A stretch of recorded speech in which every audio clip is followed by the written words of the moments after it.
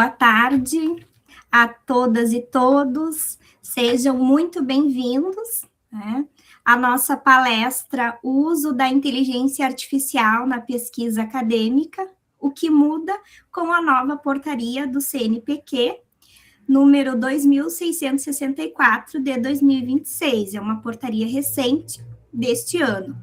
Então, este nosso momento de diálogo, conversa com o professor Rafael é promovido pela Progep em parceria com a PRPGP. Eu sou a Caroline, vou acompanhar esse momento e conduzir. Então, esta atividade, ela busca nos auxiliar e compreender com as principais mudanças introduzidas pela portaria do CNPq para o uso da inteligência artificial na pesquisa acadêmica, promovendo o uso ético, transparente e responsável dessas ferramentas nas diferentes etapas da produção científica. Hoje nós temos como convidado o professor Rafael Moraes, que é graduado em odontologia pela Universidade Federal de Pelotas, é mestre e doutor em materiais dentários pela Unicamp, e atualmente é professor da Universidade Federal de Pelotas. Também publicou mais de 250 artigos científicos, com mais de 13 mil citações, e recentemente ele tem investigado o uso da inteligência artificial por estudantes e pesquisadores, especificamente os impactos na educação, na prática científica e na cultura acadêmica. Agradecemos, professor Rafael, imensamente a sua disponibilidade, né? E também agradecemos a presença dos convidados hoje aqui, e passo a palavra para você. Muito bem, obrigado pelo convite, pela apresentação. Eu tive aí em Santa Maria diversas vezes, e tive a última vez, acho que faz em torno de 1 ano e meio, mais ou menos, falando sobre esse assunto também para um público diverso, um público da universidade. Embora eu seja um professor de odontologia, hoje as minhas palestras não envolvem nada de odontologia mais. Estou focado bem nessa parte de publicação científica e de inteligência artificial, como uma forma também de estender o trabalho que eu faço para os canais digitais. Então, eu uso o Instagram, eu tenho divulgado alguns conteúdos por lá. Tenho visto isso como uma forma também de me conectar com os alunos, que uma coisa que eu sempre digo é que a gente vai envelhecendo, os alunos vão ficando com a mesma idade, as formas de conexão mudam, né? Tem sido para mim uma experiência interessante. A inteligência artificial, ela surge para mim nesse cenário. Parece que está todo mundo falando, não é algo novo, né? Todo mundo que está aqui sabe que não é algo novo. A popularização é nova, mas não é algo que surgiu agora há pouco. Mas, ali em 2022, com o surgimento do ChatGPT, em 5 dias o ChatGPT tinha 1 milhão de usuários, aquilo chamou minha atenção, e aí depois desses 5 dias eu fui lá e me conectei. Primeira pergunta que eu fiz para ele sobre uma temática muito específica daquilo que eu trabalho, a resposta para mim já foi quase perfeita, mesmo sendo muito específica, certo? E aí eu teria que dar, se fosse uma questão para um aluno, um 9 ou um 10. Então eu percebi que os meus alunos iriam usar. Então eu queria me adiantar, mas eu também queria ver as possibilidades para mim, de que forma aqueles modelos de linguagem, de que forma aquela tecnologia permitiria reduzir um pouco a minha carga de trabalho, alterar um pouco a forma como eu faço as coisas, facilitar os meus processos, e eu tenho absoluta confiança que as 162 pessoas que estão conectadas aqui já fizeram pelo menos algum teste no ChatGPT ou alguma outra IA. E perceberam, nesse teste, que tem coisas boas ali. Por que eu estou dizendo assim, tem coisas boas ali? Porque a gente sabe que tem coisas problemáticas. A gente sabe que toda tecnologia traz vantagens e traz algumas limitações, vou chamar assim. E, ao meu ver, a inteligência artificial é o grande desafio que a gente tem na educação nesse século. Porque ela, primeiro, está na mão de todos os alunos. É diferente de você ter um celular na mão, em que todo mundo tem, em que você podia acessar o Google ou um grupo de mensagens. Agora você tem uma ferramenta generativa que te permite muito mais coisas, né? E já está impactando a forma como a gente faz o que a gente faz dentro da universidade. Essa fala, então, ela vai trazer um pouco só dos elementos que eu trouxe da outra vez que eu estive aí, ou da vez que eu estive presencialmente no UFSM. Eu procurei não trazer exatamente o mesmo tema de introdução para que a gente tenha uma oportunidade diferente de interação. Eu reservei mais ao final alguns destaques da norma do CNPq, que eu acho que vale para a gente trocar uma ideia. Eu também tenho muita confiança que vai ter muita gente falando, perguntando, discutindo ao final. Eu acho que então deixaria um tempo um pouco maior do que normalmente para essa interação. Não espero menos do que uma Universidade Gaúcha e de uma Universidade de Santa Maria. E eu quero dizer para você já desde já, o que mudou para mim desde que a portaria do CNPq foi publicada? Nada. Nada. Se você estava lá na outra vez que eu estive em Santa Maria, se você tem usado inteligência artificial de uma forma responsável, segura, ética, não mudou nada. O que aconteceu foi um estabelecimento de normas que vão muito além da inteligência artificial, que já estava, vamos dizer assim, atrasado no CNPq de fazer isso. E aquela portaria ela envolve diversas questões de integridade em pesquisa, de ética em pesquisa, de inteligência artificial, de plágio, etc. Alguns pontos ali, obviamente, eles são... qual é a palavra que eu estou buscando? Eles são alicerçados, ou eles são facilitados com inteligência artificial, e existe algum tipo de pegadinha ali que a gente pode acabar caindo com inteligência artificial se a gente não souber usar direito. Se a gente souber usar de forma correta, se a gente não deixar de lado a nossa parte no produzir conhecimento, no lidar com a informação, aquela portaria não muda nada e a gente não corre risco nenhum. Mas, obviamente, é legal a gente trazer esses pontos, inclusive, fazer uma troca de ideias aqui sobre essa tecnologia que está impactando e vai impactar a forma como a gente faz o que a gente faz, certo? Vou fazer a apresentação de alguns slides. E aí, eu gostaria que alguém confirmasse que está aparecendo. Acho que está aparecendo, né? Está aparecendo. Perfeito, perfeito. Sim. Essa palestra, eu tenho feito essa palestra em vários locais, e aí o título geral que eu uso é inteligência artificial, o que saber e como usar. Por quê? Para mim tem sempre uma forma nova de usar, e tem sempre alguma coisinha nova que a gente tem que saber, certo?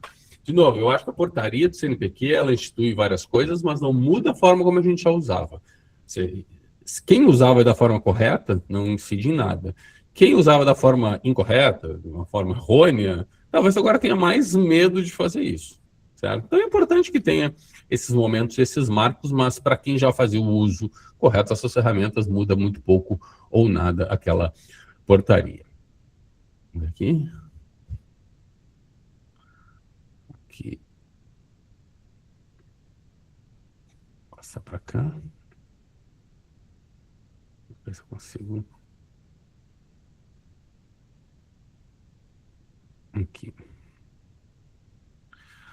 Vou começar de uma forma diferente, tá? Eu gosto de usar memes, eu publico no Instagram isso, porque acho que eles nos dão a oportunidade, primeiro, de chamar atenção, né? Hoje o que você tem é uma disputa por atenção.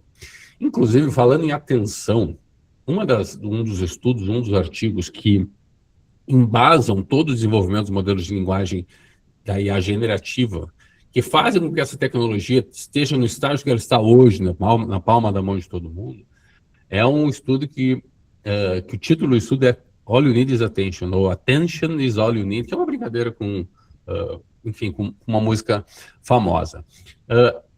Por meio daquele estudo, se tornou mais fácil, né, que os modelos de linguagem, vou colocar da seguinte maneira, adivinhassem ou escolhessem a próxima palavra para completar aquilo que a gente já estava fazendo naquela interação. Por isso que, com base numa tecnologia que se aprimorou muito, hoje parece, quando a gente conversa e interage com esses modelos de linguagem, que a gente está falando com uma pessoa. E a verdade é que aqui, está todo mundo aqui nessa sala, não tem dúvida nenhuma que aquilo ali não é uma pessoa. Mas e daqui a 50 anos, daqui a 20 anos, as crianças que estão hoje com 5 anos, daqui a pouco com o celular na mão, dependendo do ambiente familiar em que eles se encontram, será que essas crianças terão esse discernimento, essa capacidade de visão crítica? Será que serão assessoradas por seus pais? Se já não o são em tantos outros aspectos, serão nesses? Com quem essas crianças vão aprender a interagir com inteligência artificial? Com youtubers, tiktokers? Se os próprios pais têm essas dificuldades? Então, hoje o ambiente está assim, no futuro ele vai estar mais caótico ainda. E aqui o meme ele tem a ver com a questão da educação. Eu não sei se vocês já perceberam isso, pode ser que não seja tão explícito, mas muitas vezes velado, os nossos alunos já não estão mais lendo conteúdos com profundidade como liam no passado. Como a gente lia, como a gente gostaria que eles lessem. Então, está sendo usado cada vez mais inteligência artificial para gerar resumos. Eu não sou contra o uso da inteligência artificial para gerar resumos, eu sou contra o uso da inteligência artificial como a única forma de estudo por meio de resumos. Eu acho que se você lê aí nos conteúdos as fontes originais, que são aquelas tradicionais, ainda são livros, embora livros agora passem a ser escritos por IA também, os artigos científicos, embora artigos agora passem a ser escritos com inteligência artificial também, se a gente continua indo nas fontes originais, nas fontes pré-selecionadas pelos docentes, que fazem parte das ementas das disciplinas, né, do conteúdo programático, a gente continua lendo boas informações.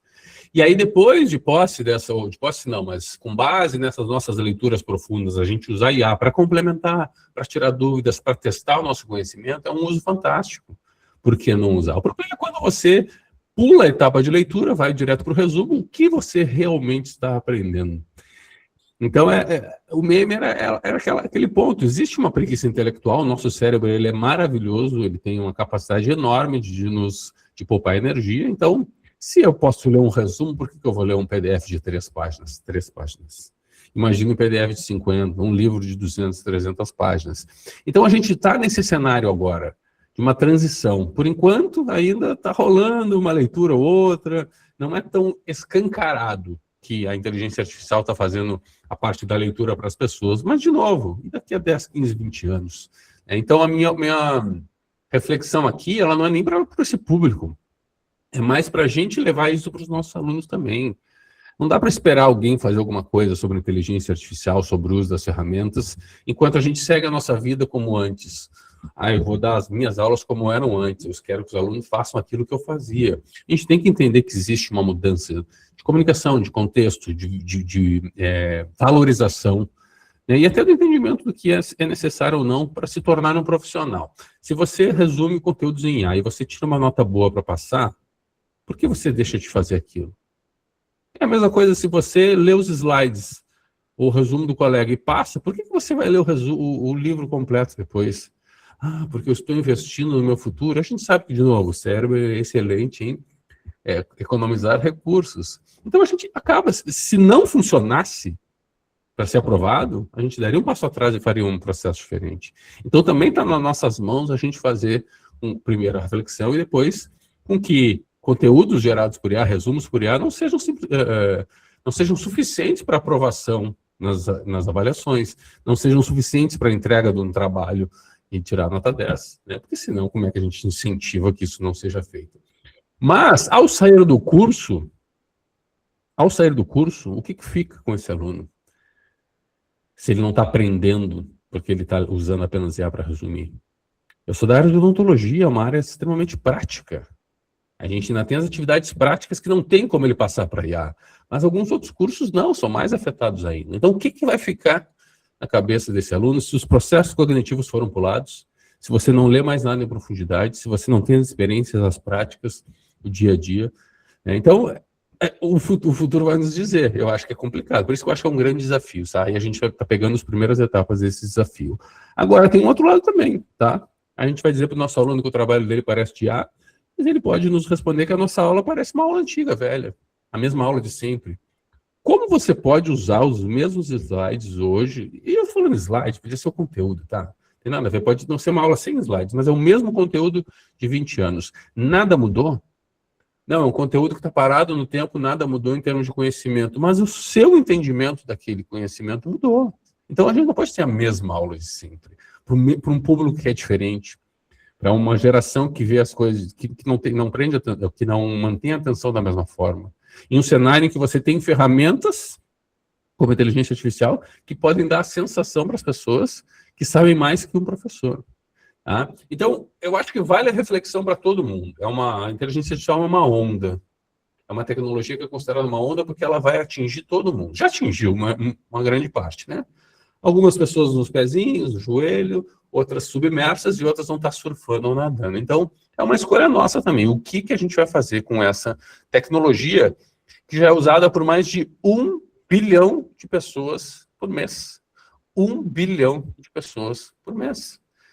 Então, certamente os meus alunos e os seus alunos já usam, de graduação, de pós-graduação. Estão usando de forma correta? Não sabemos. Quando você recebe como professor um texto, vamos pensar na introdução de uma dissertação, de um artigo. Como você sabe que se foi ou não usado IA? Bom, tem cara de IA. Bom, isso não necessariamente diz que IA foi escrita 100% por IA, tá?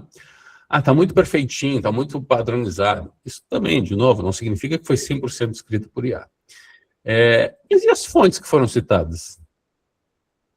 Você lia já as fontes que eram citadas por seus alunos? Dá um super trabalho, você recebe um artigo com 50 artigos citados, você conferir citação por citação. Existe como uma boa-fé, né, de confiança de que o conteúdo foi lido. Mas a gente já vive agora o momento em que o conteúdo pode ser vindo da IA. E a IA é capaz de distorcer informações, a IA é capaz de inventar referências.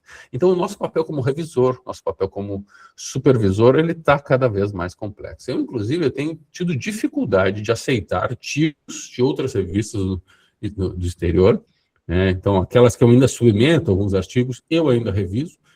Outras eu estou tendo dificuldade, porque eu sinto que o meu papel está cada vez mais complexo. Quando você coloca esses componentes de inteligência artificial podendo estar dentro, né, de uma construção de um artigo científico. Então, assim, 1 bilhão de pessoas estão usando. Então, não dá para pensar que isso não está no nosso redor. E as pessoas escrevem... Desculpa, as pessoas não, mas quando são perguntadas, a maioria dos usuários dizem que usam para escrever texto e criar conteúdos, que é exatamente o que a gente faz dentro da academia, dentro da pós-graduação. Graduação e pós-graduação, escrever textos, criar conteúdos. Conteúdo é uma aula, conteúdo é um resumo, conteúdo é um projeto, conteúdo é um artigo, é uma tese, uma dissertação, um TCC, um trabalho. É um e-mail, é um memorando, é uma comunicação, é um projeto, um pré-projeto, um anteprojeto, tudo isso é conteúdo.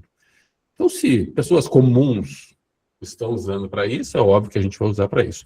Só que o que eu trago aqui é que eu acho que a gente tem que ser os melhores a fazer isso. Nós, participantes do meio acadêmico, temos que ser referência no uso de inteligência artificial para isso. Por que eu penso isso?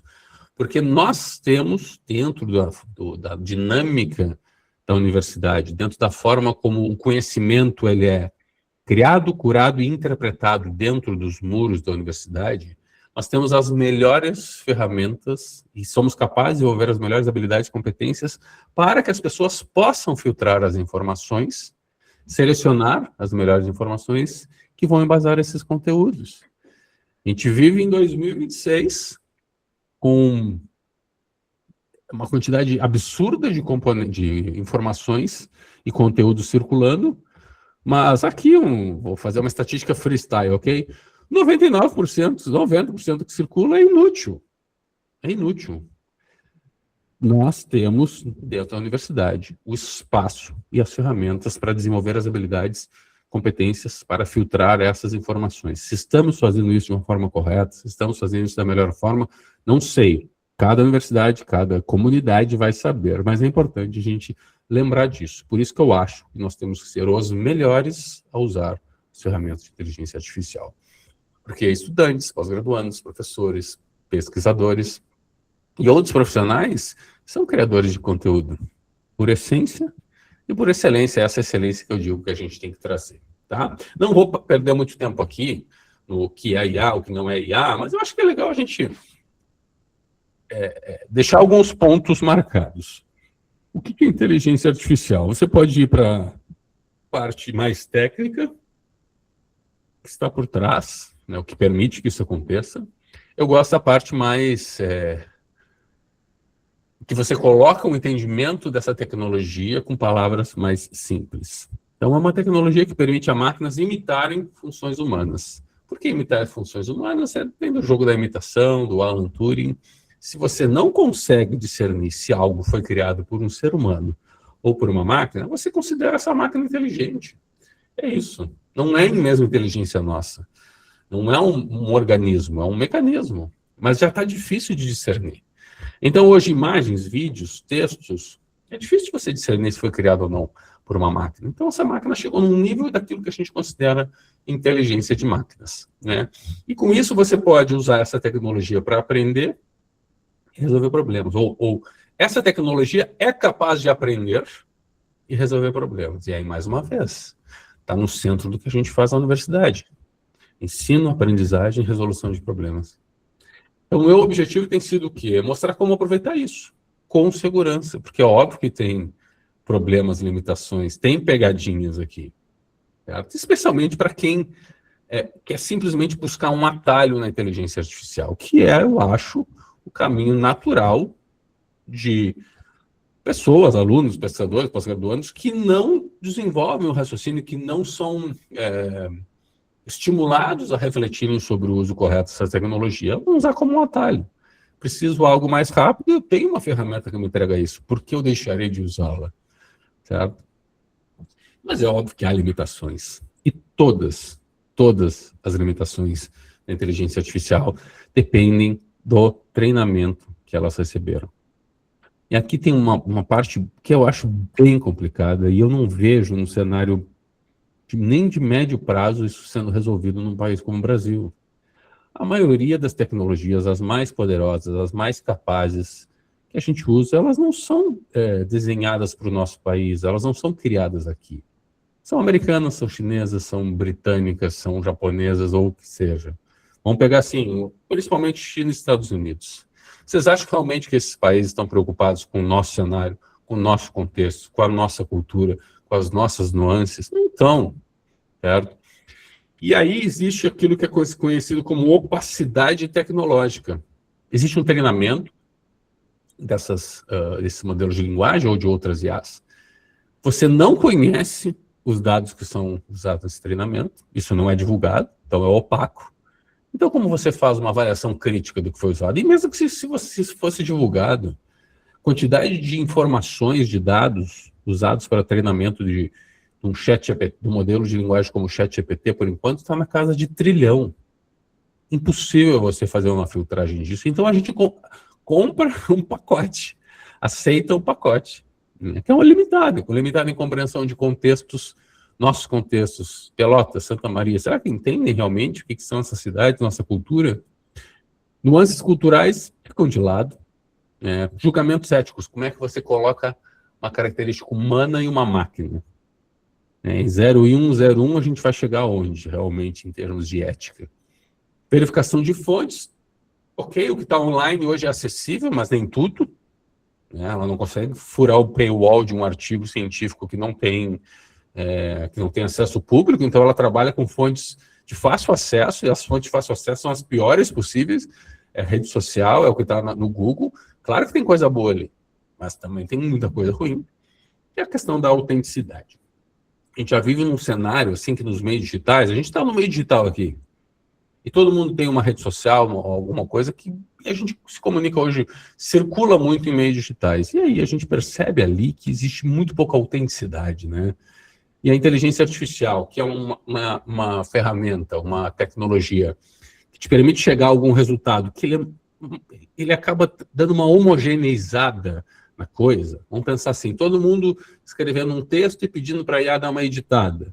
Fica tudo mais ou menos homogêneo, por mais que os temas sejam diferentes. Então, isso também influencia nessa questão de autenticidade, sabe? Então, para mim, a gente vive uma crise também de autenticidade nos meios digitais. Fora as crises de algoritmização das pessoas, etc. Mas vamos lá.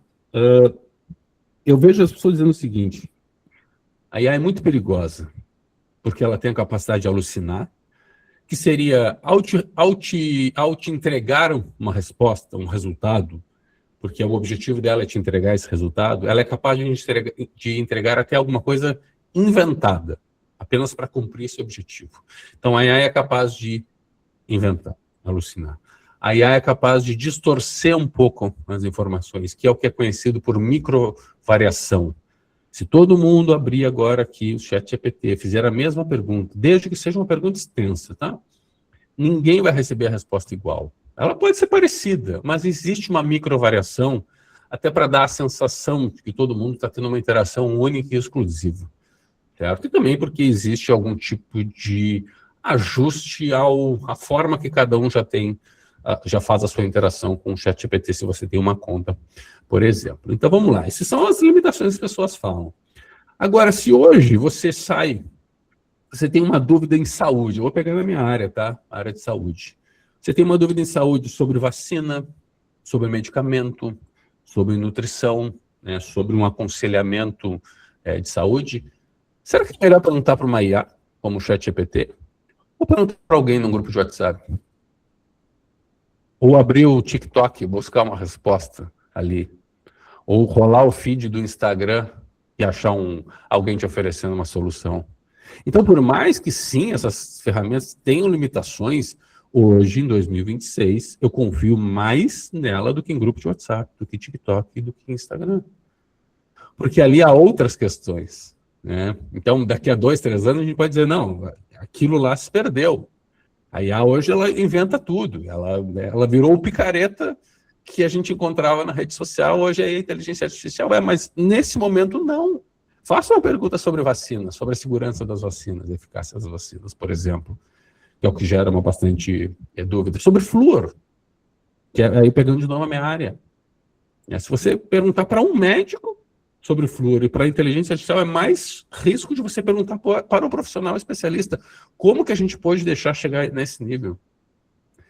Isso tem a ver também com o que a gente faz. A gente trabalha com graduação, pós-graduação e educação continuada. Por que os espaços virtuais foram ocupados por profissionais como esses e não pela gente, sabe? Como que a gente deixou? Então, também tem uma reflexão aqui que vai além, sabe? Tem limitação? Tem, mas hoje as pessoas são mais limitadas do que a inteligência artificial em alguns aspectos. Agora, nós somos melhores que a IA, tá? Nós somos... Aí, use a narrativa que você quiser. Se você acredita em Deus e em criação divina, você é um produto de uma criação divina, enquanto a IA é um produto da criação humana. Estamos na frente, certo? Ou se você tem uma visão mais evolutiva, a IA é desenvolvida pelo homem, tem 70 anos, 80 anos. O homem, a máquina, ser humano, ela é derivada de outras máquinas de sobrevivência, e tem mais ou menos 4,5 bilhões de anos, ou vamos dizer 4 bilhões de anos de evolução. De novo, estamos na frente. Então, é reconhecer que a gente está na frente, reconhecer a importância da humanidade, entender as limitações dessa tecnologia, e quando for empregar da forma menos problemática possível.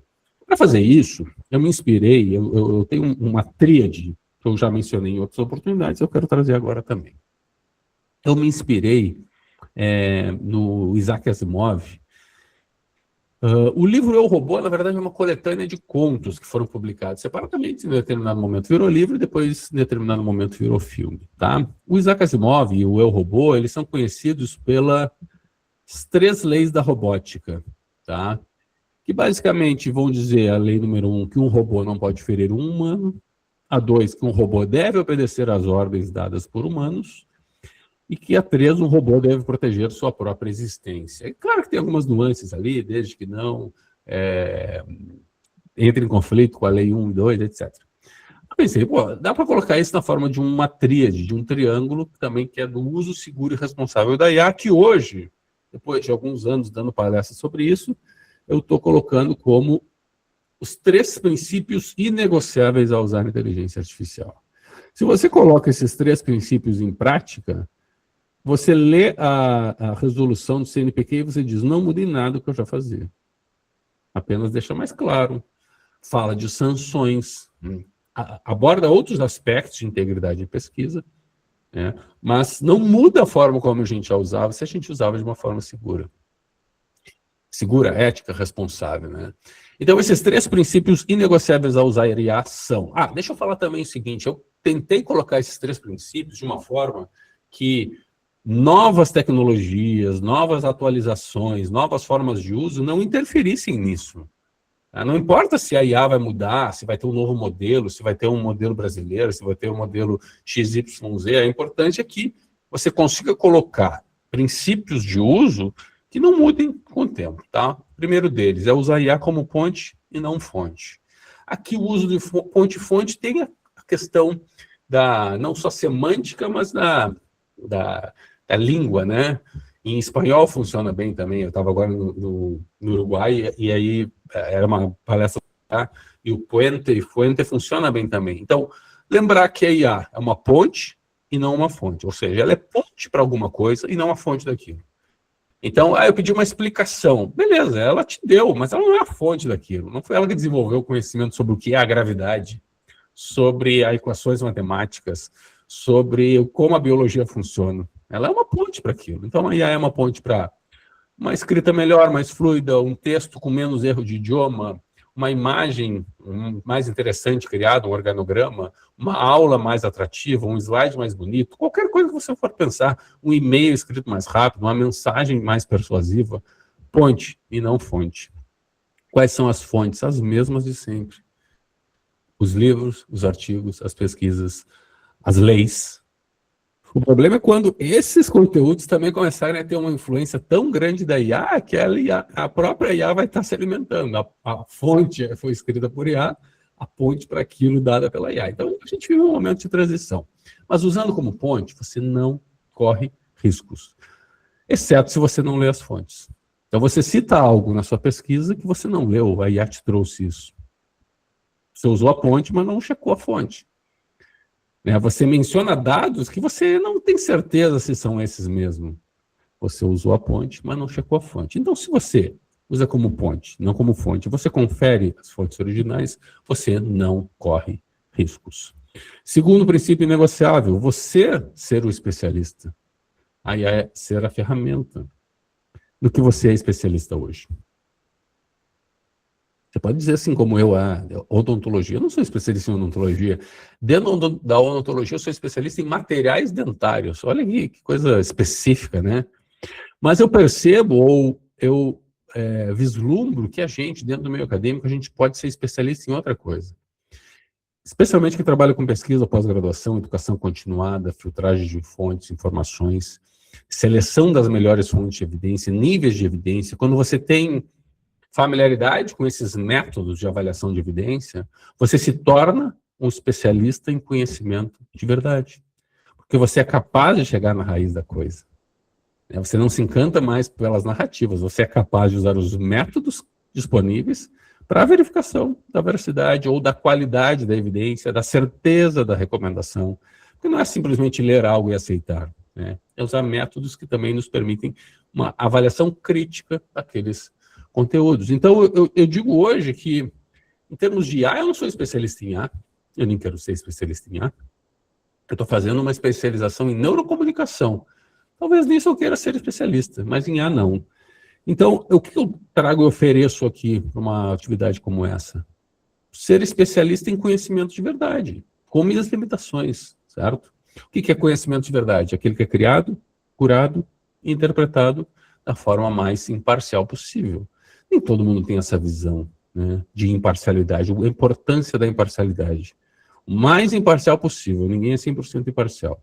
Mas quando você conhece os vieses, conhece as heurísticas, os atalhos mentais, consegue tirar um pouquinho isso do jogo, ter uma visão um pouco mais distante, você consegue ser mais imparcial. Isso vale para a política, isso vale para estudos científicos, isso vale para escutar a história de alguém.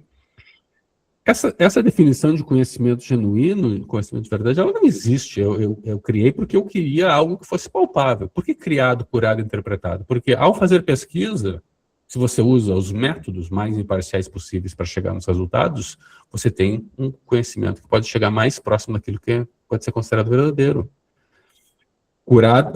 Criado, curado. Quando você faz a curadoria de informações, quando você vai buscar as fontes, vai atrás diversas fontes,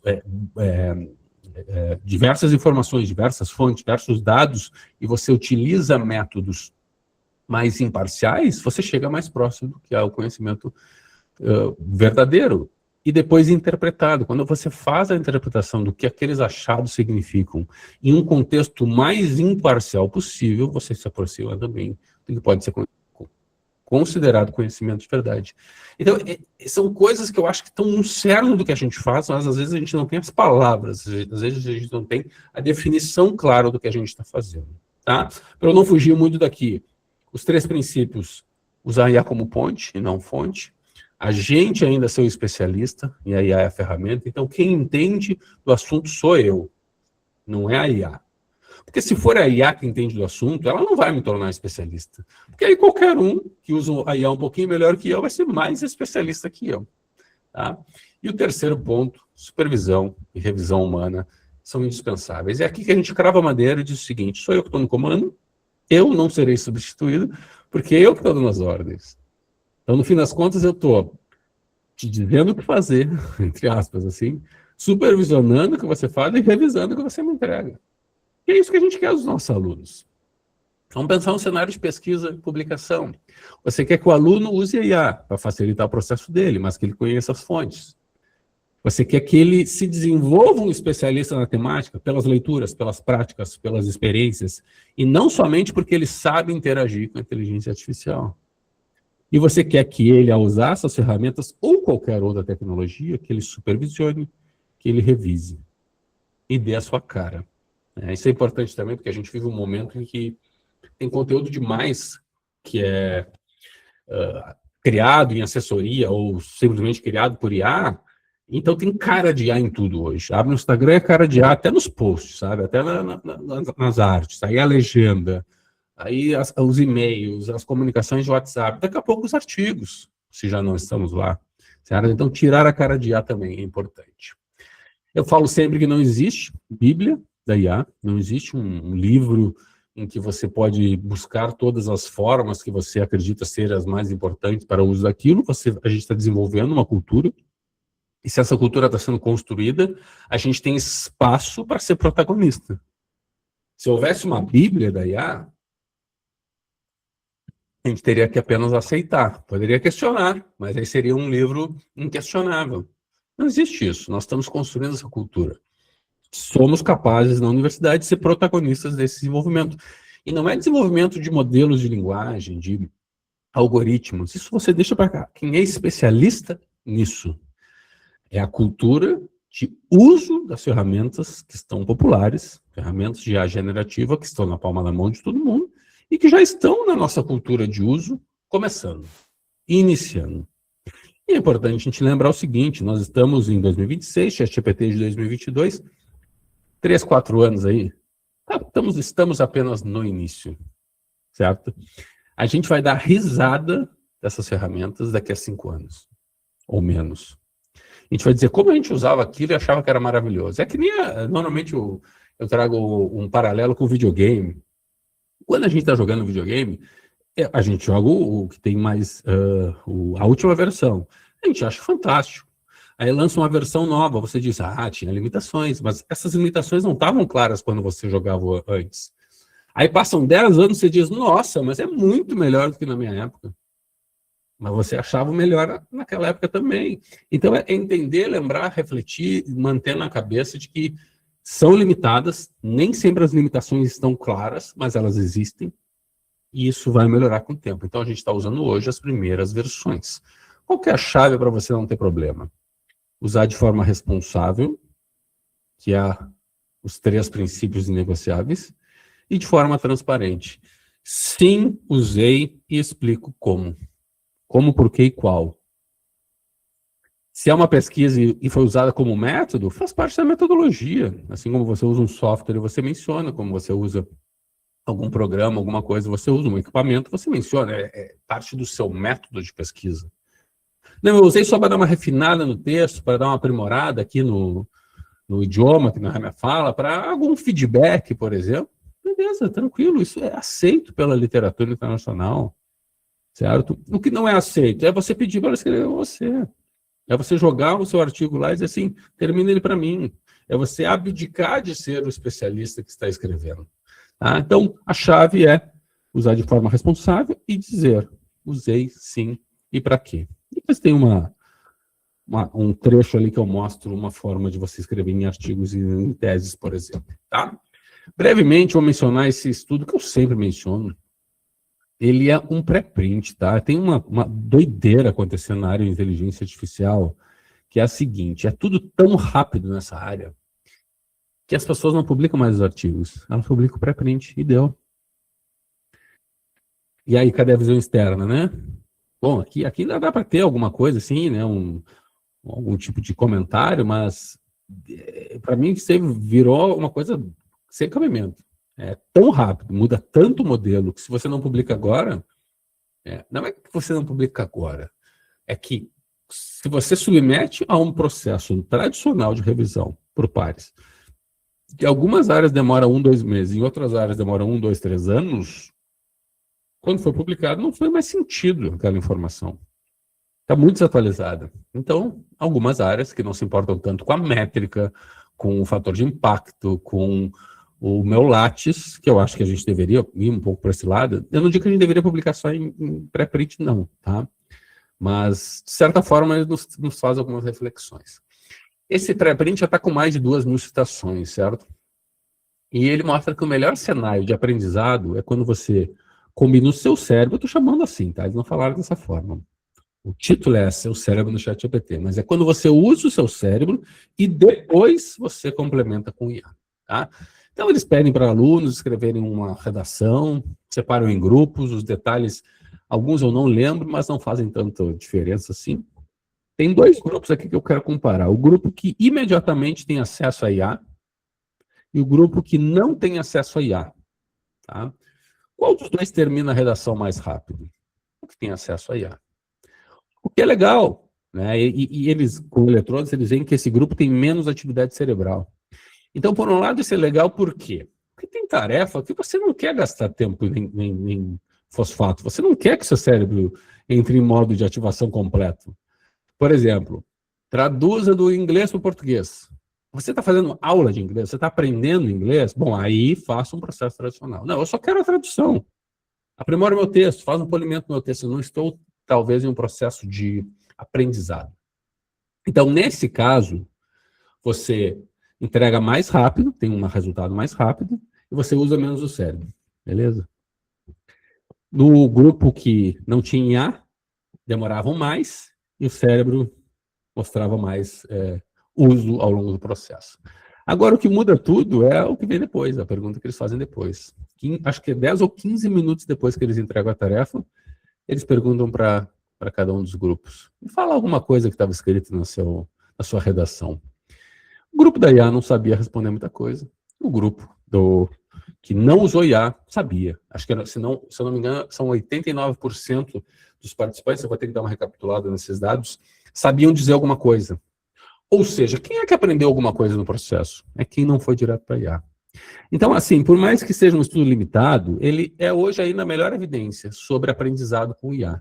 Se você vai direto para a IA e delega para ela a tarefa de escrever e não se envolve naquilo, você não aprende. É o meu primeiro slide lá, né, do pica-pau ali, preguiça intelectual. Se você entrar no modo preguiça intelectual, você não vai aprender, você vai entregar alguma coisa. Se você tirar uma nota boa, você segue fazendo isso ao longo do curso.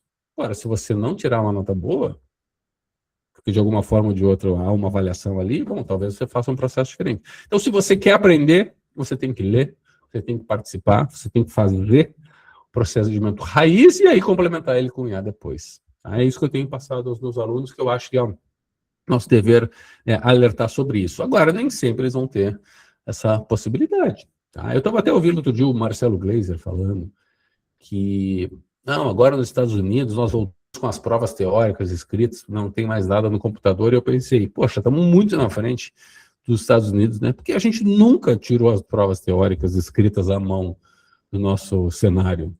E eu concordo que isso é o melhor cenário. Não, ele não resolve tudo, mas algo resolvido ali, na sua frente, sem acesso a nenhum dispositivo eletrônico, escrito à mão, é uma forma de você, pelo menos, ter uma ideia do que está na cabeça dessa pessoa. Se existiu algum desenvolvimento cognitivo sobre aquele assunto, se existiu algum tipo de aprendizado, né, sobre aquele assunto. Então, o cenário é esse, certo? Vale para graduação, vale para pós-graduação, porque esses tempos eu fiz uma disciplina, fiz uma dinâmica numa disciplina. A primeira aula da disciplina é uma disciplina com poucas pessoas, tá? 10 ou 12 alunos. E a gente usa diferentes abordagens didáticas ao longo da disciplina. A primeira era uma mesa redonda de discussão. Eu entreguei para eles um PDF com mais ou menos 40 páginas, com 2 semanas de antecedência. Tudo isso foi calculado, tá? PDF longo, mas era um PDF de um estudo que era uma revisão sobre aquela temática. Então, ele tinha um bom embasamento para a gente discutir. Sentamos ao redor na mesa redonda, vamos conversar. Aí eu começo. A primeira pergunta que eu tenho é a seguinte: quem leu o artigo completo?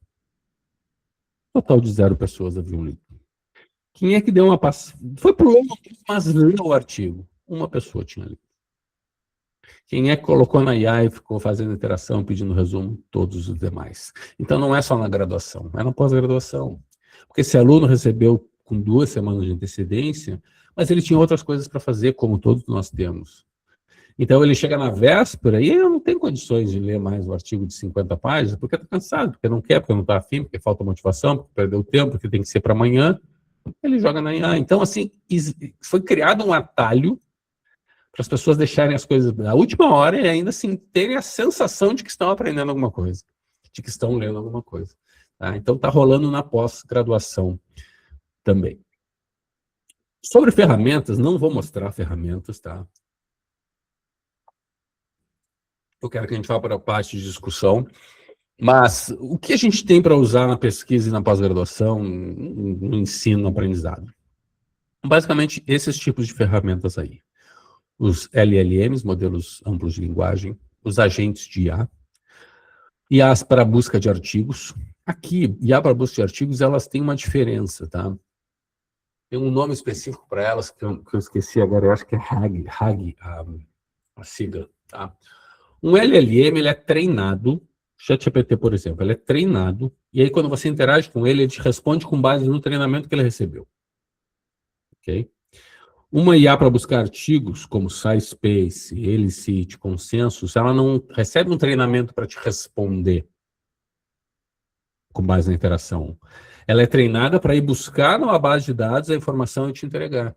Então tem menos chance de alucinação. E essa base de dados pode ser uma base de artigos. Certo?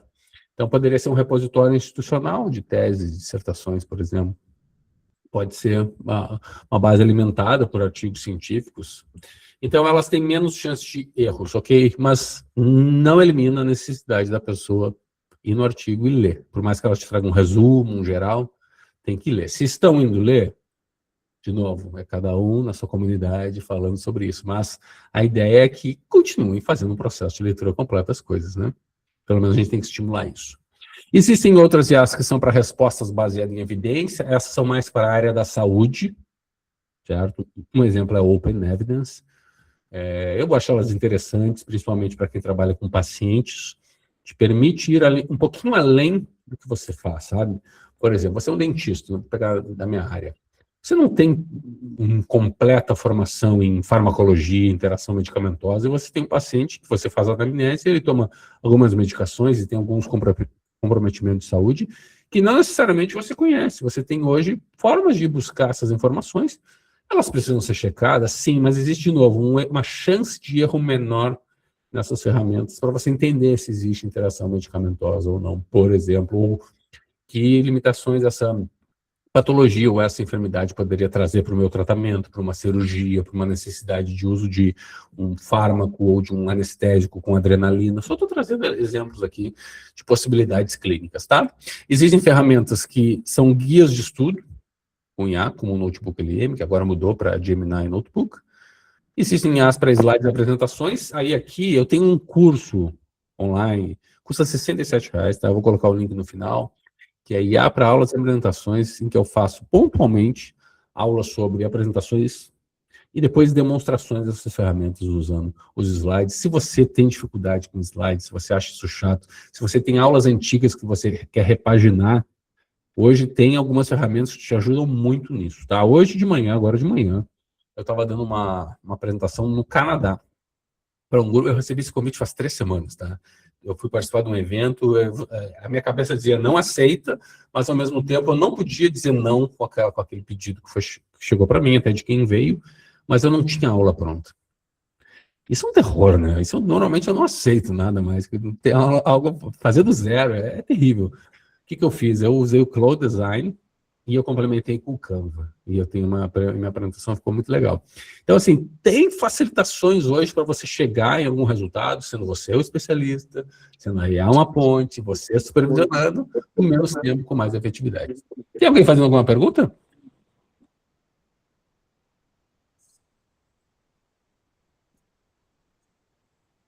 Pode fazer, acho que a Rosa Maria está com a mão levantada. E o Thiago está falando também. Eu desativei ali. Boa tarde. Boa tarde, professor. Oi. Sim, Eva, a minha dúvida é a seguinte: eu atualmente estou como coordenadora do programa de pós-graduação em artes visuais aqui na universidade e tem surgido dúvidas a respeito do seguinte: se é obrigatório, a partir da normativa, né, que nós estamos discutindo, se é obrigatório exigir aos pós-graduandos uma declaração, né, assinada pelos pós-graduandos, onde digam como usaram a inteligência artificial, né, e inserir essa declaração na dissertação ou na tese. Seria basicamente, por esse motivo estou aqui, né, neste momento. Por favor. Perfeito, Rosa Maria. Anotei a sua dúvida aqui. Eu, daqui a pouquinho já acaba a minha apresentação e eu trouxe alguns destaques da normativa do CNPq sobre isso. E eu acho que tem um momento em que vai ser oportuno da gente mencionar isso. Vou te adiantar já, tá? Não diz ali no CNPq essa obrigatoriedade, mas eu acho que todas as instituições deveriam, sim, ter uma normativa de que isso deve estar em todos os trabalhos acadêmicos. Seja numa aula. Você viu meu primeiro slide aqui, diz assim, imagens geradas por IA. É o que foi gerado por IA, certo?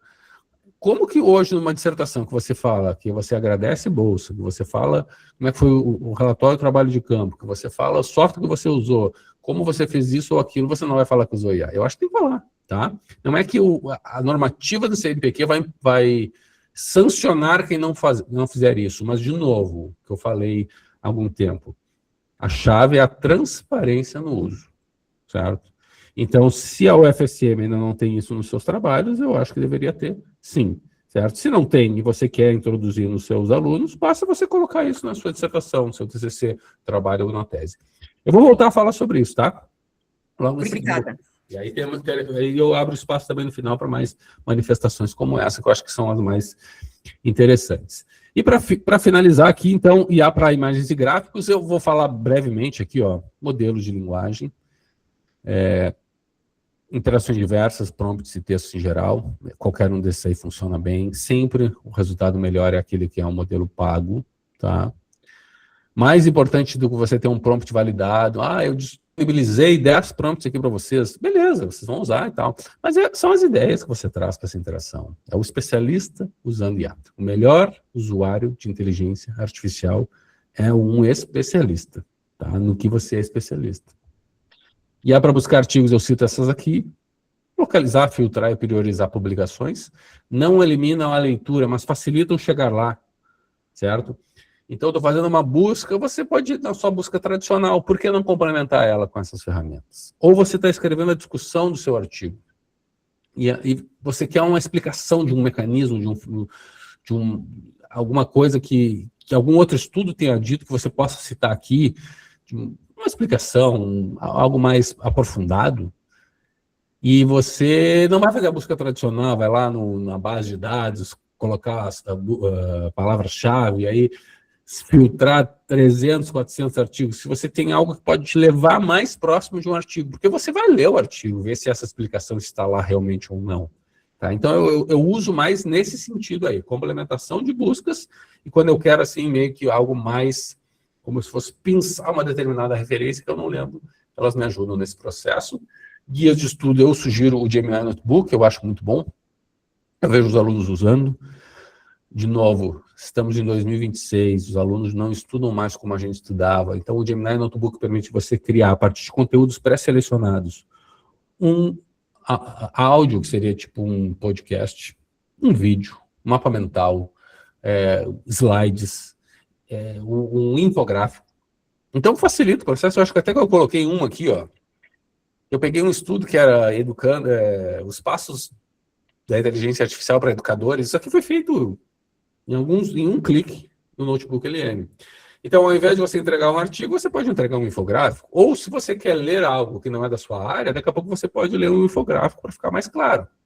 Agora, tem uma informação aqui que é importantíssima, você tem que ir lá no artigo e checar, certo? O notebook LM, ele não tem tanto espaço para alucinação, mas pode ter uma microvariação. Então, a checagem das fontes continua sendo fundamentais.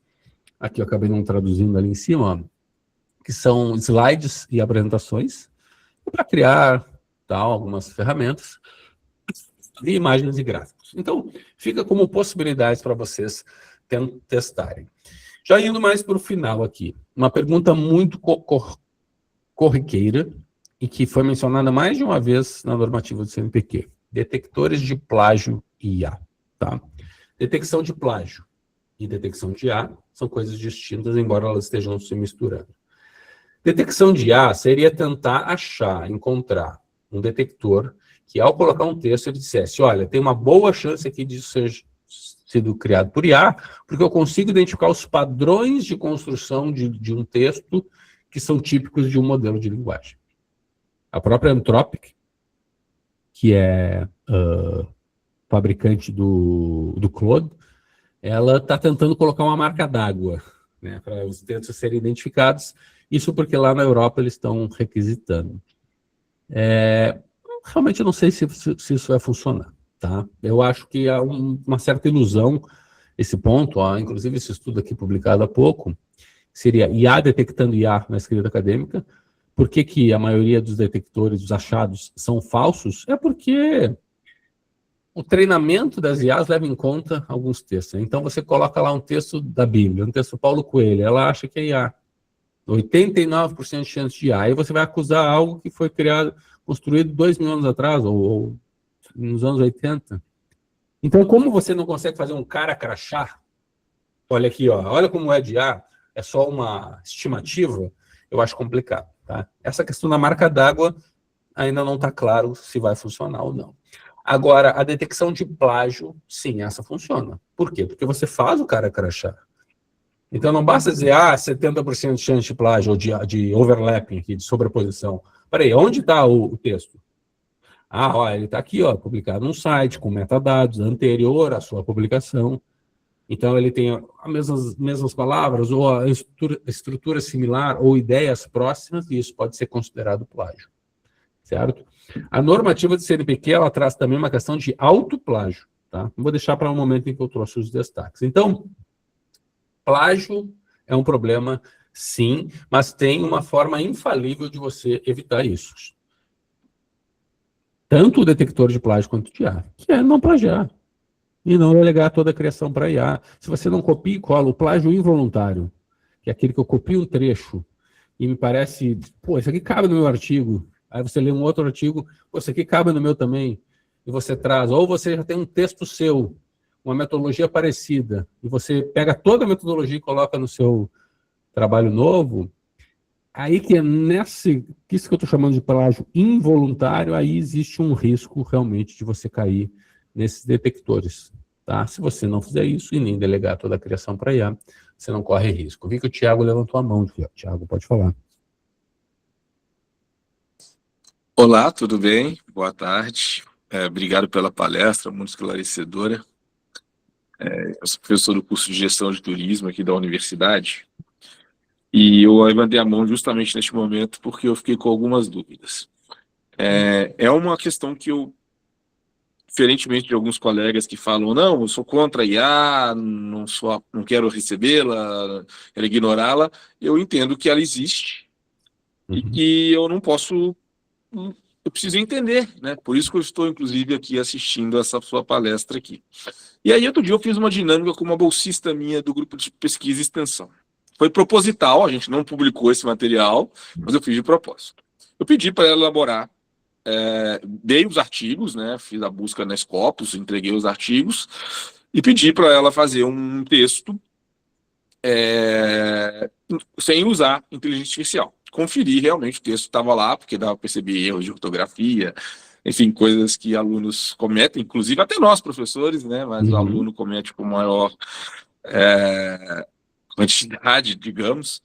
E, no fim, eu peguei esse texto e subi para o Grammarly, se não me engano, não estou pronunciando errado. E também pedi para o ChatGPT dizer se ele tinha alguma questão de IA. E a resposta foi que tinha um percentual baixo de chance de ser produzido por IA.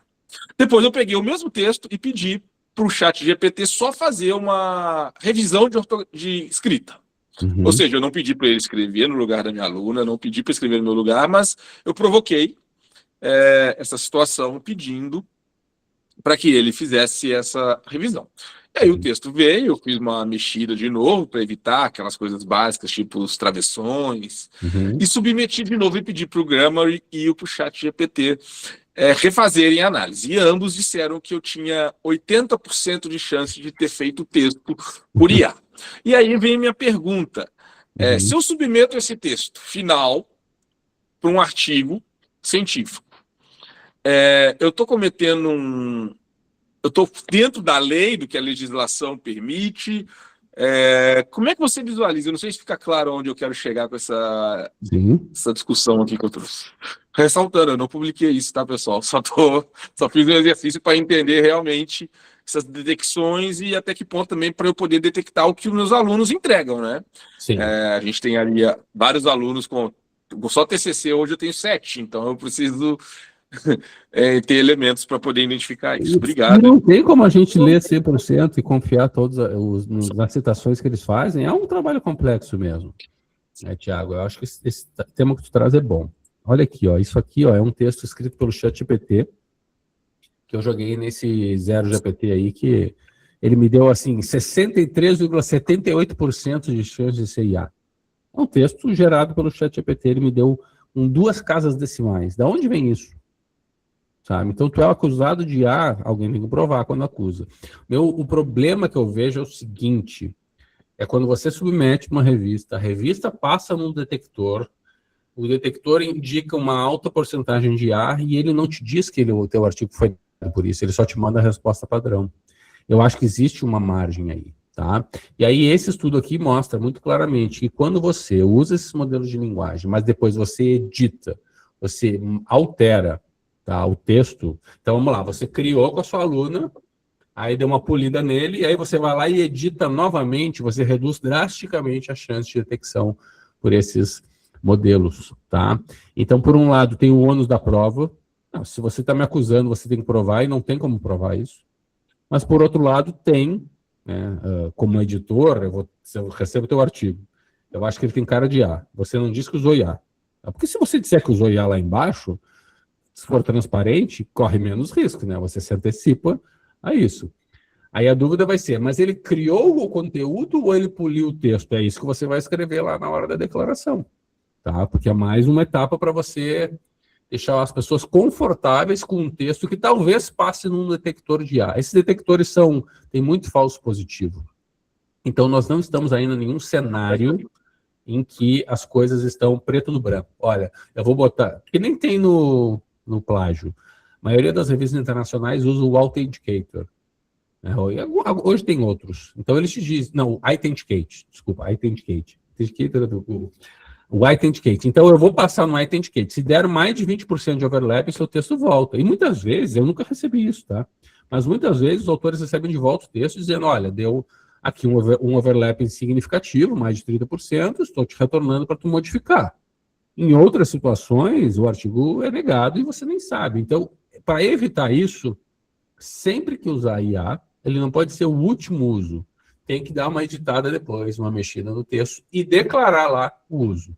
Porque aí você tem um cenário menos problemático para isso, tá? Fala, Ricardo.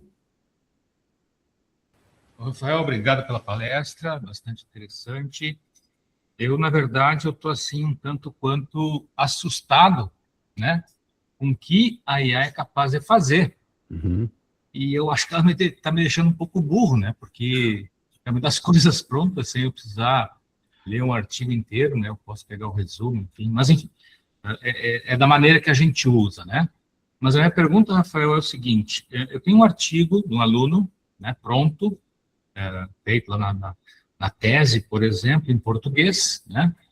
E geralmente se fazia a primeira tradução, se mandava para a empresa para revisar essa tradução, geralmente com alguém, com algum nativo, né? Para melhorar a tradução. Uhum. Agora, eu largo esse texto no ChatGPT, por exemplo, né? Ele me traduz talvez melhor do que se eu mandasse por essa empresa. Sim. No momento que eu fizer isso, né? Eu estou usando IA. Uhum. Eu tenho que declarar isso? Sim. Sim. Teve uma pergunta aqui que rolou rapidamente aqui no chat, se eu já terminei a apresentação, eu não terminei, tá? Falta pouco, tá? Eu deixei algumas pessoas que levantaram a mão falar. Eu acho que o Ricardo, depois do Ricardo a gente encerra, eu finalizo e a gente abre de novo, tá? Mas sim, Ricardo, isso é a parte mais fácil, porque as revistas hoje já entenderam que não tem como você evitar o uso disso, tá? Inclusive para ter várias vezes revistas internacionais recebiam artigos com inglês ruim, e os autores, às vezes, não têm $600, $700 para pagar uma revisão. Então, usando essas ferramentas, é uma forma de você comunicar com muito mais clareza as suas ideias. Agora, você precisa declarar sim. Tá? Inclusive, eu tenho uma declaração, um modelo de declaração, vou colocar logo em seguida aqui. Tá? Então, vou dar uma sequência aqui para a gente finalizar e aí depois a gente abre de novo, certo? Então, a meta ao escrever um artigo é essa aqui, um texto autoral, ou seja, são suas ideias dos seus alunos, algo que depende de vocês, com base nas experiências de vocês, nas leituras de vocês, que no fim não tem a cara de IA, certo? A cara de IA, ela primeiro, ela te dá a sensação de que... Sensação, tá? Dependendo das pessoas. Nem todo mundo tem a mesma visão, tá? De que, será que já que eles usaram, será que eles não pediram para ela escrever? Né? Então, vamos tirar essa chance disso. Certo? E aí, o que é a cara de IA? Formatação, repetição e redundância, transições ou falta de continuidade lógica. Isso está bem menos nos modelos mais potentes. Às vezes, uma escrita muito uniforme e homogênea. Então, você estava acostumado a receber um texto, um aluno, com erros, como foi mencionado ali pelo Tiago. Aí, daqui a pouco, acabaram os erros, tem alguma coisa estranha aqui. Né? Ou um estilo gramatical rebuscado, se a gente não é falante nativo de espanhol, inglês, francês, e a gente está publicando essas línguas, por que a gente não sabe que não tem algo meio rebuscado ali? Né? E as palavras frequentes, o travessão. Então, a originalidade é o melhor antídoto para essa avalanche. Tá? Tem uma avalanche de conteúdo com cara de IA. Tentar ser original. O mais original possível. Então, usar a IA para dar uma polida no texto não vai mudar não vai mudar substancialmente as suas ideias. Se você disser para ela, reescreve tudo, coloca mais coisas, aí você entra num cenário que pode cair, sim, nesse problema. Tá? Tem um estudo de 2025 que viu que algumas palavras simplesmente explodiram de uso nos artigos depois que o ChatGPT foi lançado. Eles usam o ChatGPT como marco, tá? Novembro de 2022, mas foram várias ali, né? Delve, Crucial, Potential, e eles usam algumas palavras ali como sinalizadores, né, o pandêmico que diminuiu, ou o ebola que diminuiu. Então, tem algumas palavras que sugerem que são muito comuns, e aí às vezes dá uma carinha de A, né? Então tem que evitar. Por isso a revisão, a supervisão. Se você tira essa cara de A no final, você não tem tanto problema. E aí vem a pergunta do Ricardo, preciso dizer que usei IA sim, sempre, qualquer uso de IA, tá? Se é só um polimento do texto, uso algo assim, ó. Durante o preparo, os autores utilizaram qual? ChatGPT. Para quê? Revisar a fluência do texto, erros de linguagem, ortografia e gramática. Ou seja, eu estou entendendo aqui que é para deixar o inglês mais claro, como editor. Essa ferramenta não foi utilizada para gerar conteúdo. Escreve isso, deixa as pessoas mais tranquilas. Eu sei que quem faz isso poderia mentir também, mas escreve, é a sua palavra no final. Tá? Após o uso da ferramenta, os autores revisaram e editaram o conteúdo conforme necessário. Isso é importante estar lá, dizer que você está supervisionando o que está vindo. E, ponto final aqui, ó, a parte final, que eu acho que é onde você deixa as pessoas que estão recebendo isso mais tranquilas. Assumem total responsabilidade pelo conteúdo do artigo publicado. Você não pode responsabilizar o modelo de linguagem. O responsável é o autor. E aqui você está assumindo se tiver algum problema.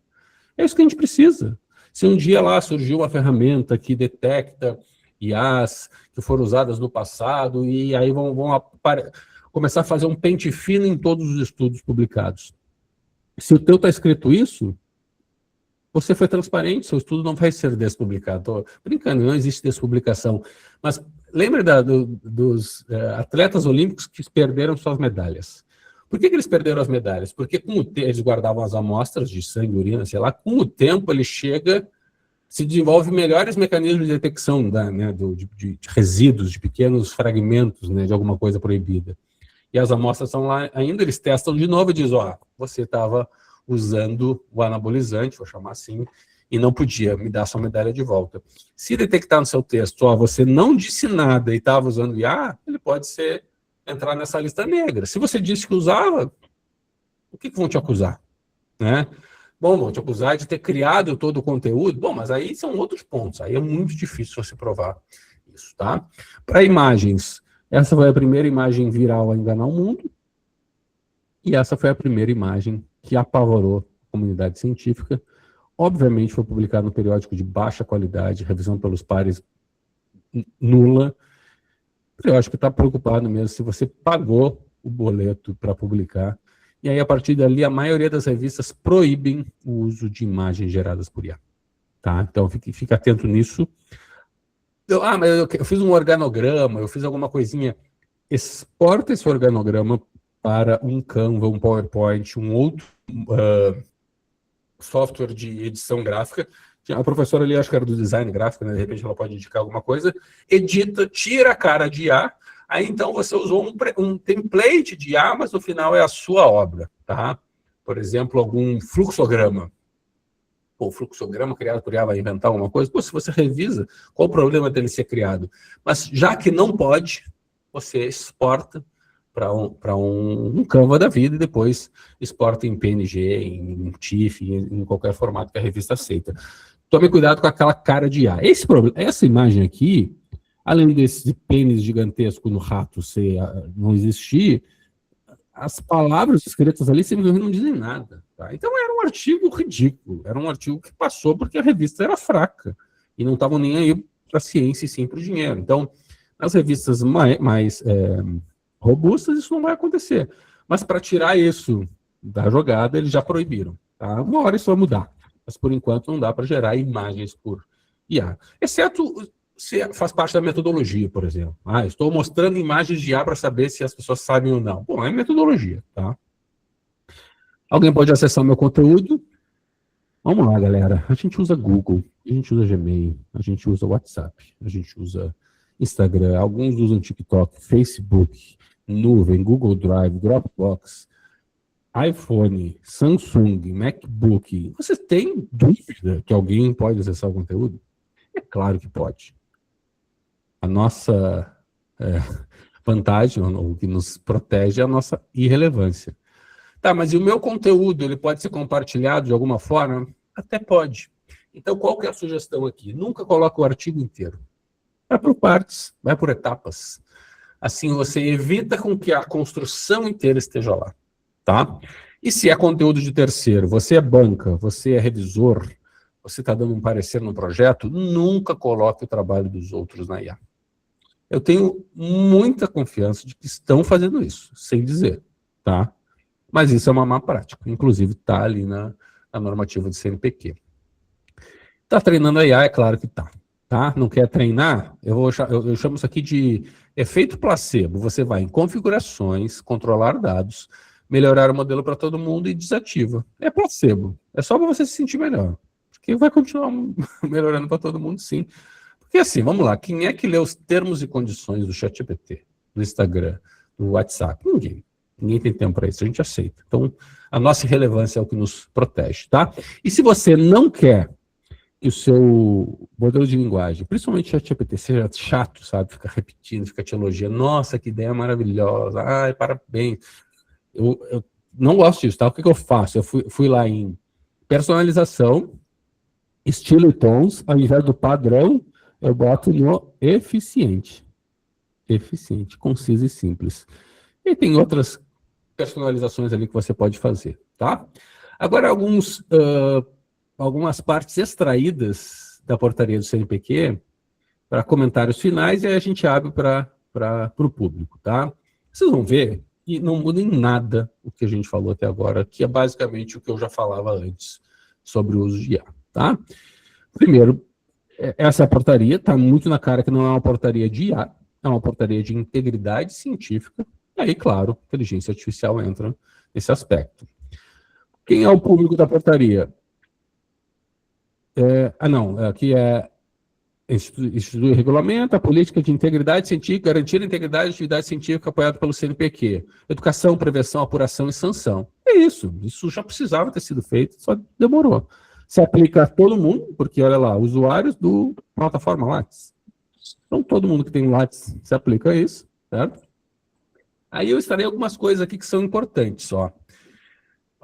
Plágio e autoplágio. Então, autoplágio, publicação total ou parcial de textos já publicados pelo mesmo autor, sem referência à publicação anterior. Estranho isso, né? Sem referência. Porque se você simplesmente cita referência, você pode copiar um artigo quase inteiro? Não, não pode. Que resulta em redundância de publicações, distorcendo a literatura ou avaliação de mérito.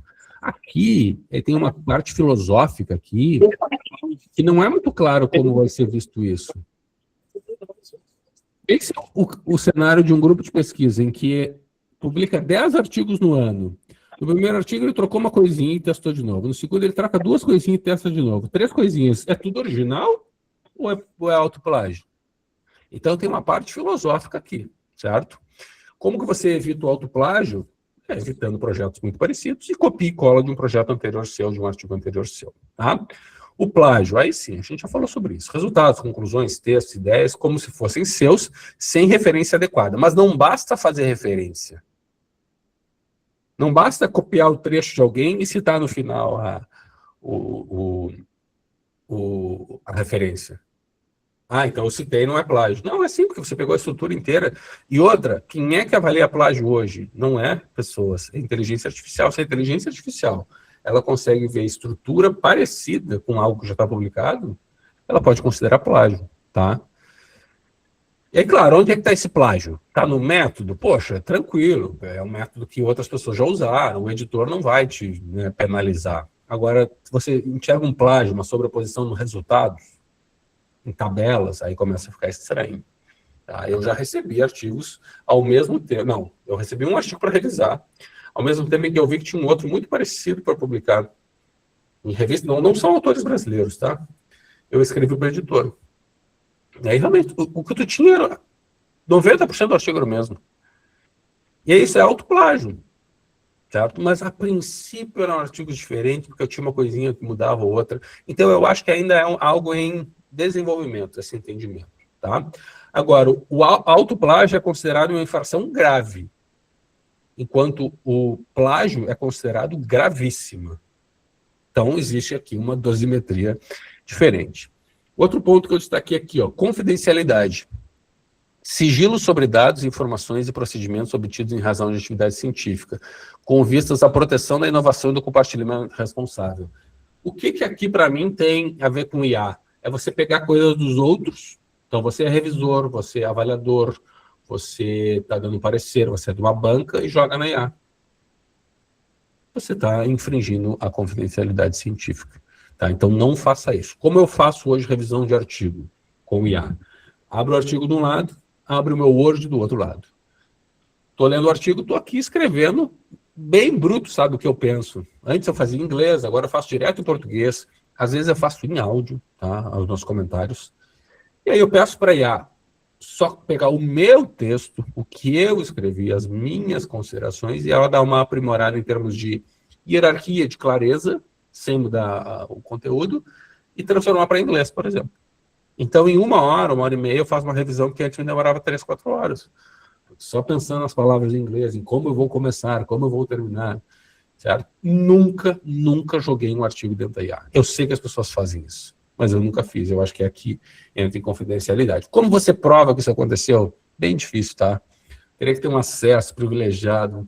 Imagina, dá para fazer isso forensicamente, se existe essa palavra. Mas não é simples, tá? Olhando um artigo, vai ser difícil. Outros pontos que eu destaquei aqui, ó. Fabricação e invenção de dados. Isso aqui não é novo, né? Apresentação de resultados inverídicos ou manipulação fraudulenta de dados de pesquisa. Não é IA. trouxe isso à tona, mas pode facilitar a criação de coisas, né? São IAs generativas, né? Falsificação, honestidade intelectual. Então, aqui, para mim, entra o uso consciente da IA, responsável. Quem quer falsificar, quem quer fazer o uso inconsciente, vai estar lendo a portaria. Então, a portaria, de novo, é para aquelas pessoas que já usavam de uma forma correta. Não me trouxe nenhuma novidade. Nossa, eu não percebi isso aqui. Ainda bem que essa portaria foi publicada. Ela colocou as normas lá, a ponto de dizer assim, ó, existe uma norma, foi verificado que alguém infringiu, você vai ser sancionado, né? A universidade vai ser acionada, enfim, é mais uma questão de, juridicamente, não sei se eu posso colocar isso, ou normativamente, você ter um documento balizador. Em termos de A, declarar o uso de qualquer espécie em qualquer fase de desenvolvimento da pesquisa, aí entra a pergunta da Rosa Maria. Tá vendo, Rosa Maria? De qualquer espécie em qualquer fase do desenvolvimento da pesquisa. Concepção, projeto. Redação, projeto, artigo. Análise de dados, projeto, artigo. A submissão. Especificando os respectivos textos e exposições eletrônicas, a ferramenta e a finalidade. Está aí. Hoje vai defender um TCC, hoje vai defender uma dissertação, uma tese, um trabalho apresentado aí na jornada. Pronto, tem que estar lá. Pode ser imagem, pode ser vídeo, pode ser parte de texto. Tá? Tem que falar. Pronto. A transparência aqui é o que vai nos salvar de tudo. Certo?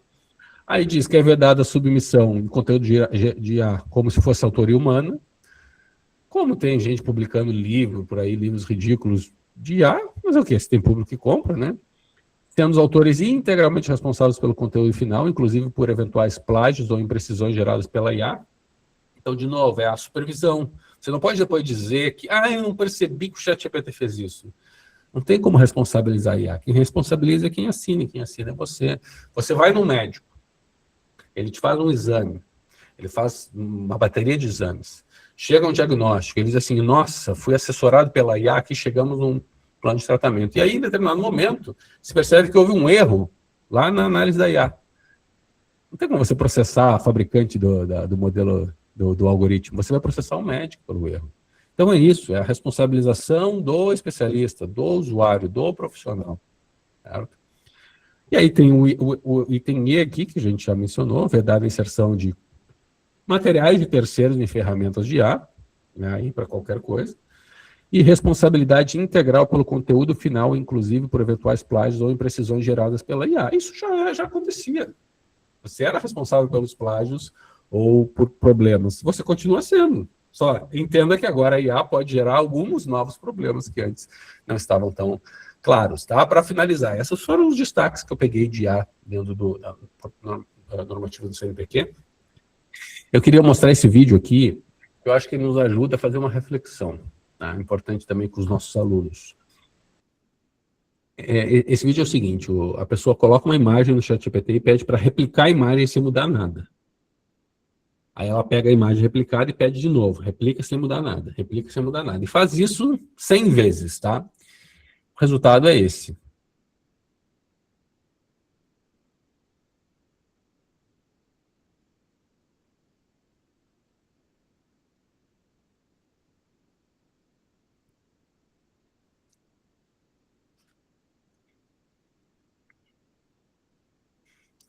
Eu diria sai do 0 a 100, né, do A ao Z. Simplesmente a imagem original não existe mais. Com a imagem é fácil de perceber isso. Na primeira modificação a gente anota. Mas e com informação?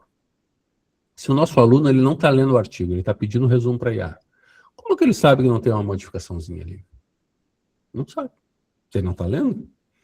Uma conclusão mais assim ou mais assado, um grupo maior ou menor, um dado extraído. Então, assim, a participação humana, a centralidade humana no processo está cada vez mais claro que ela é essencial e ela não pode ser designada para IA.